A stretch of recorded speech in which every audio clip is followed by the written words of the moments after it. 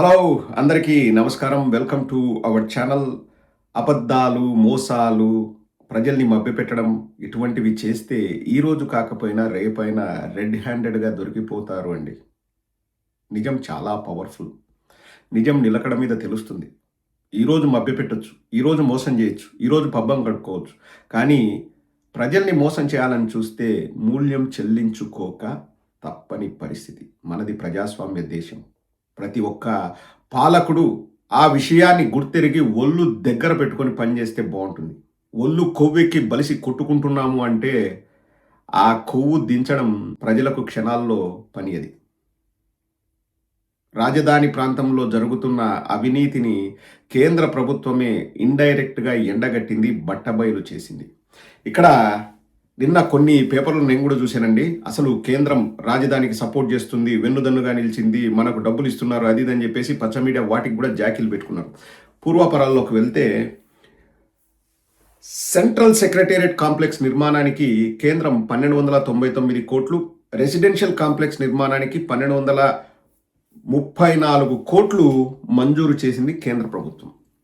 వాళ్ళ లెక్కల ప్రకారం, this is the most important thing, వాళ్ళ లెక్కల ప్రకారం అత్యున్నత ప్రమాణాలతో నిర్మించే సెక్రటేరియట్ కాంప్లెక్స్కు చదరపు అడుగుకు కేంద్రం గట్టిన లెక్క చదరపు అడుగుకు అత్యున్నత ప్రమాణాలతో ₹5,587.44. అలాగే రెసిడెన్షియల్ కాంప్లెక్స్కు చదరపు అడుగుకు ₹3,945.39 వారు లెక్క కట్టారు. సో అత్యున్నత ప్రమాణాలతో, మళ్ళీ ఇక్కడ మనం గమనించాల్సింది ఏంటి, land free, sand free.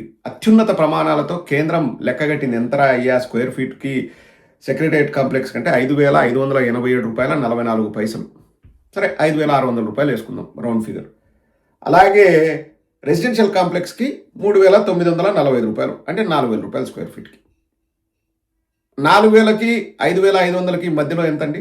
4,500, 4,750 middle figure. Jaganmohan Reddy గారు ప్రెస్ మీట్లో ఏం చెప్పారు? ₹4,500 స్క్వేర్ ఫీట్తో అద్భుతమైన కట్టడాలు కట్టచ్చు, ఇటాలియన్ మార్బుల్ వేసి, ఇటాలియన్ మార్బుల్తో కట్టచ్చు బిల్డింగులు అని చెప్పేసి జగన్మోహన్ రెడ్డి గారు చెప్తే ఈరోజు కేంద్ర ప్రభుత్వం కూడా అలాగే స్పందించింది.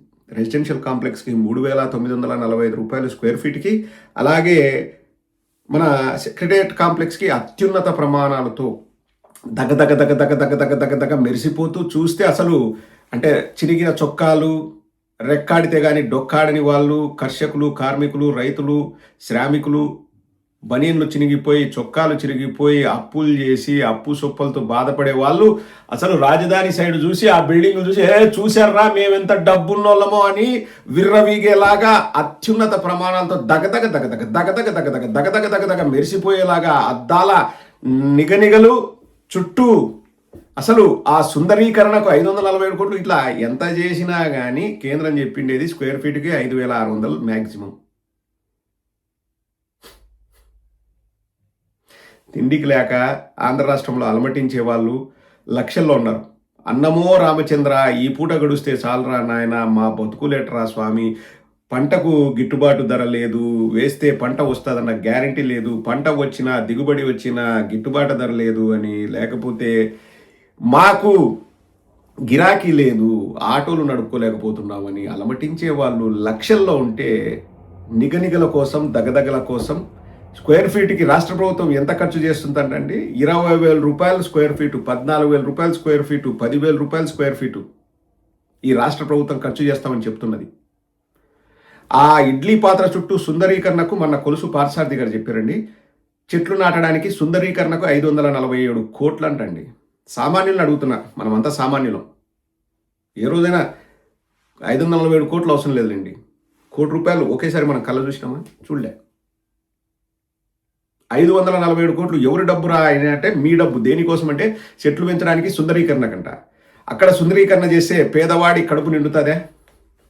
పేదవాడి బతుకు బాగుపడుతుందా?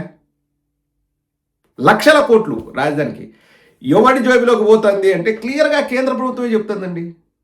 ₹4,000 స్క్వేర్ ఫీట్కి అత్యున్నత ప్రమాణాలతో కట్టడానికి 5,600 అని.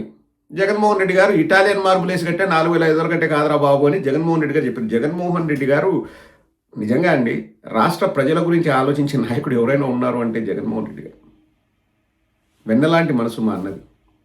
ఏదైనా కానీ వాస్తవాల్లో బతుకుదాం, ప్రజలకు మంచి చేద్దామని అహర్నిశలు ఆలోచించే వ్యక్తి. ఏమంటే వీళ్ళలాగా ఓ డబ్బాలు గఫాలు కొట్టుకోడు, ఆయన డబ్బా ఆయన కొట్టుకోడు, గొప్పలు చెప్పుకోడు, ఆయన సైలెంట్గా ఉంటాడు. వీళ్ళు ఓ విపరీతంగా జాకీలు పెట్టుకొని వీళ్ళు విపరీతంగా బిల్డప్ కొట్టుకుంటా వీళ్ళు ఊరేగుతారు.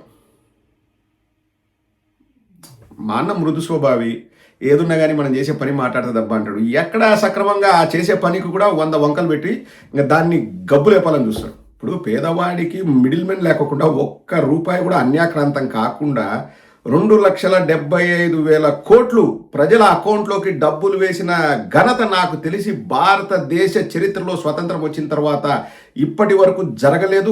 భవిష్యత్తులో కూడా వేరే ప్రభుత్వాలు చేస్తాయంటే అది అతిశయోక్తి అవుతుంది.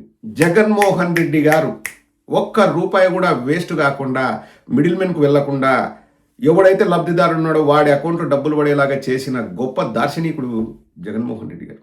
దానికి కూడా వంకలు పెట్టాడు. ముసలోడైనా బటన్ నొక్కుతాడు, పిల్లోడైనా బటన్ నొక్కుతాడు, రాష్ట్రాన్ని శ్రీలంక చేశాడు.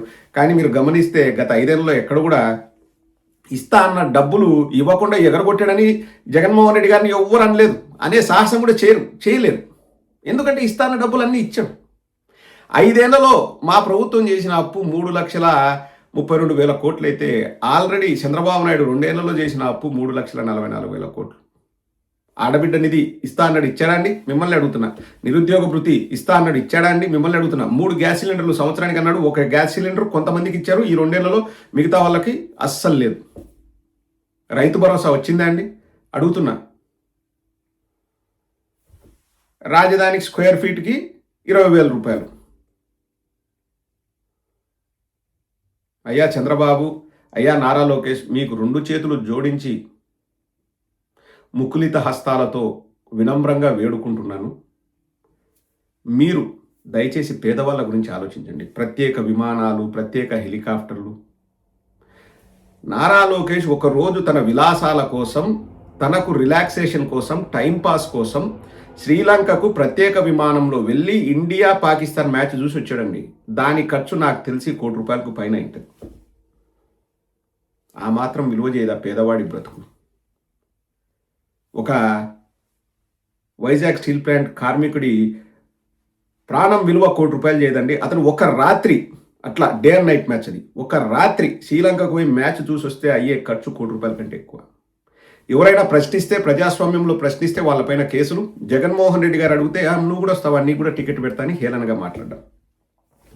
పేదవాడి ప్రాణం గురించి కార్మిక సంఘాల నాయకులు మాట్లాడితే మీకేం స్వామి, మీరు ఎంతైనా అడుగుతారు, ఏముంది, మీదేం పోతుంది?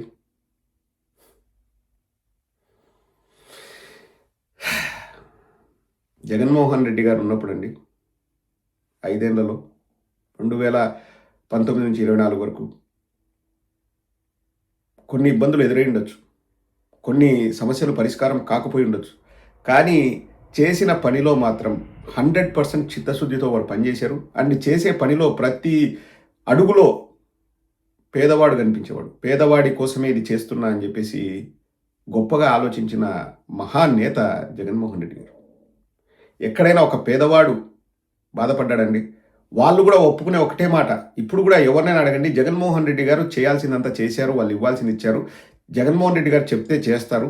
కానీ మేము ఎలా ఆశపడ్డామంటే జగన్మోహన్ రెడ్డి గారు ఇస్తామన్న వాటికంటే ఎక్కువ ఇస్తామని తెలుగుదేశం వాళ్ళు చెప్పారు. ఒక్కొక్కరి ఇంటికి వెళ్ళండి ఎలక్షన్ టైంలో, మీ ఇంట్లో 5 మంది ఉన్నారా, అన్ని లెక్కలేసి మీకు సంవత్సరానికి 2 లక్షలు వస్తుంది, మీరు తిని కూర్చుని చాలు, మీకు ఎందుకబ్బా చంద్రబాబు నాయుడు ఇస్తాడు అంటే వాళ్ళు నమ్మారు.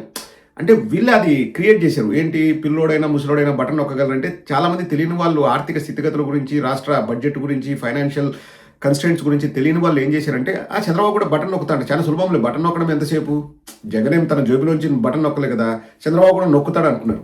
చంద్రబాబు నాయుడు పీక నొక్కుతున్నాడు అన్న విషయం వాళ్ళకి ఇప్పుడు అర్థమైంది. గొంతు మీద కాలేసి నొక్కుతున్నాడు, మామూలు కూడా కాదు.